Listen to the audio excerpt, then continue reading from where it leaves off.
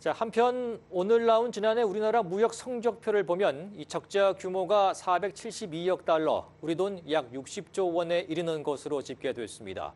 국제 에너지 위기로 원유, 가스, 석탄 수입액이 크게 는 것이 주된 요인 중 하나였습니다.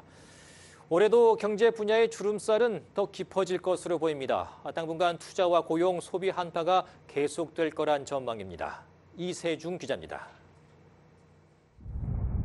대중국 교역량이 절반을 넘는 인천항. 중국으로의 수출이 줄면서 컨테이너 반출입량도 평소보다 감소하고 있는데요.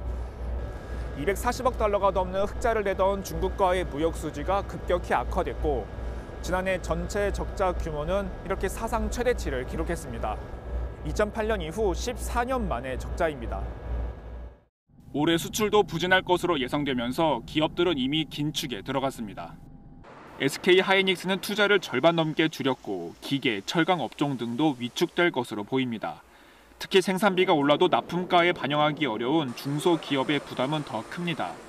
반도체 핵심 소재인 전구체를 개발하는 이 업체도 핵심 재료인 리튬 가격 상승에 이익률이 하락했습니다. 오히려 미래가 더 걱정되는 지금 상황입니다. 가격이 2배, 3배 예측하지 못할 정도로 많이 뛰고 요즘은 부르는 게 값일 정도로.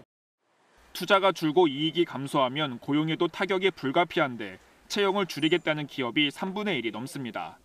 전기, 가스 요금 추가 인상 등으로 고물가 현상은 이어질 거로 보이면서 소비 회복세를 기대하기도 쉽지 않습니다.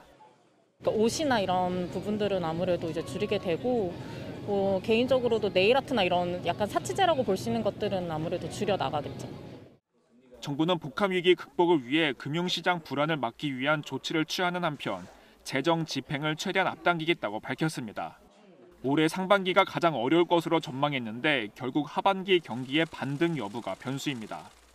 상반기 집행률이 65%거든요. 그러니까 하반기의 재정여력은 35%밖에 안 됩니다. 정부가 쓸 재정여력이 없고 그럼 경기 침체의 골이 더 심화될 가능성, 그런 걸 고려해 볼 수 있습니다. 외부 변수에 신경 쓰면서 가계, 기업 부채 부담 같은 국내 현안도 조정해야 하는 복잡한 과제가 올해 정부 앞에 놓이게 됐습니다. KBS 뉴스 이세중입니다.